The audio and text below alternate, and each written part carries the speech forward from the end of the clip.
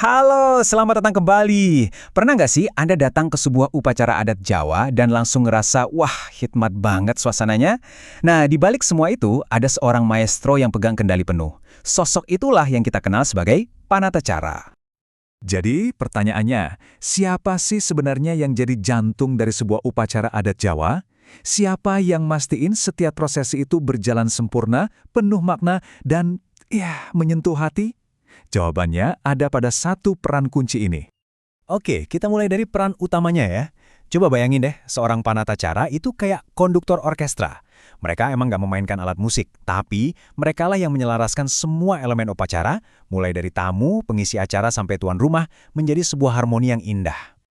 Dan yang menarik, namanya sendiri tuh udah ngejelasin semuanya. Penata acara. Secara harfiah, ya penata acara. Jadi tugas mereka itu bukan sekedar buka tutup acara loh, tapi benar-benar menata dan mengantarkan setiap rangkaian acara dengan penuh perasaan dan presisi. Dan peran mereka ini, wah, luas banget. Lihat aja deh ragam acara yang mereka pimpin. Mulai dari momen yang super sakral kayak pernikahan, momen duka, syukuran, bahkan sampai festival budaya.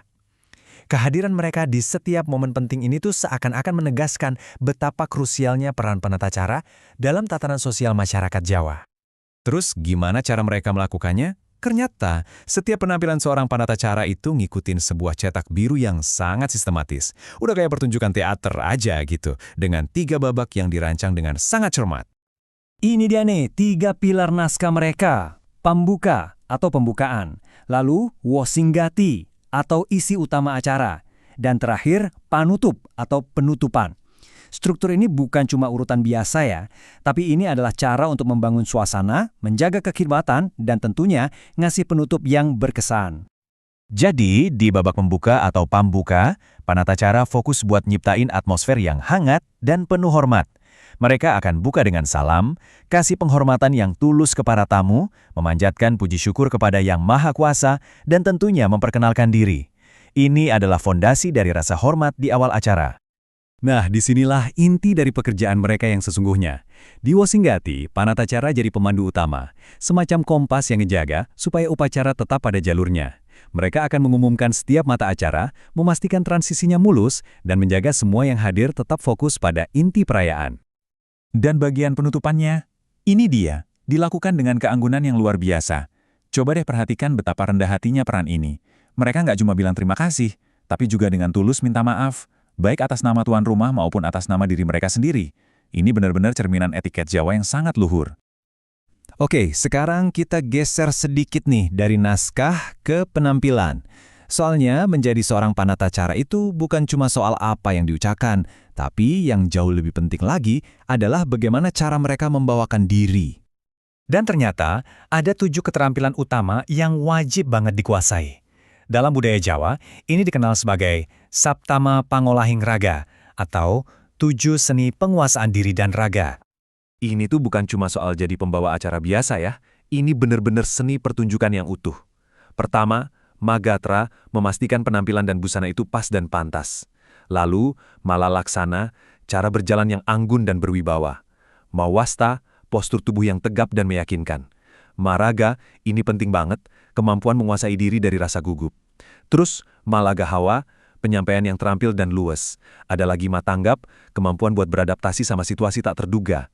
Dan terakhir, Mawawat, yaitu penguasaan penuh atas jalannya acara. Semuanya ini adalah bagian dari keahlian seorang panatacara sejati. Nah, sekarang kita sampai nih ke senjata rahasianya seorang panatacara, yaitu kemampuan mereka merangkai kata-kata menjadi untayan yang indah, memikat, dan penuh makna. Mereka itu pakai yang namanya bahasa rinengga, atau kalau kita artiin ya, bahasa yang dihias. Inilah yang mengubah naskah mereka dari sekedar prosa biasa jadi puisi yang hidup. Bikin setiap kalimatnya itu jadi lebih dalam dan indah banget pas didengar.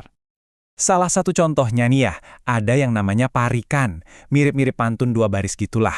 Dengerin deh. Kupat janure kelapa, menawi lepat nyuwun pangapuro. Baris pertamanya itu sampiran buat ngebangun rima, dan baris keduanya itu isinya. Cara yang sangat menawan buat menyampaikan pesan kayak permintaan maaf, betul kan? Ada lagi yang namanya wangsalan. Ini lebih rumit, kayak teka-teki puitis gitu. Dengerin baik-baik. Jenang sela, wadar pari, sesonderan. Apuranta menawi lepat atur kula. Yuk kita bedah bareng-bareng. Jenang sela itu adonan kapur, yang di bahasa Jawa kedengeran kayak apura atau maaf. Terus, wadar pari sesonderan itu ikan sepat yang berjejeran, dan kata sepat kedengaran mirip kayak lepat yang artinya salah. Jadi teka-teki ini secara halus dan artistik banget menyampaikan pesan, maafkan jika ucapan saya salah. Indah sekali, bukan? Jadi pada akhirnya, semua keahlian ini, mulai dari struktur naskah, penguasaan raga, sampai keindahan bahasa, semuanya itu bermuara pada satu peran yang jauh lebih besar. Dan inilah poin terpentingnya. Melalui setiap acara yang mereka pimpin, seorang panatacara itu menjadi penjaga tradisi. Mereka memastikan bahwa bahasa, etiket, dan nilai-nilai luhur Jawa itu nggak cuma diingat sebagai sejarah, tapi terus hidup, terus dipraktekkan, dan diwariskan ke generasi berikutnya. Peran panatacara ini kan emang khas budaya Jawa ya, tapi idenya itu universal banget. Ini jadi bikin kita bertanya-tanya, di dalam komunitas kita sendiri, siapa ya sosok-sosok yang menjaga supaya tradisi kita tetap hidup dan bermakna? Sampai jumpa di penjelasan berikutnya.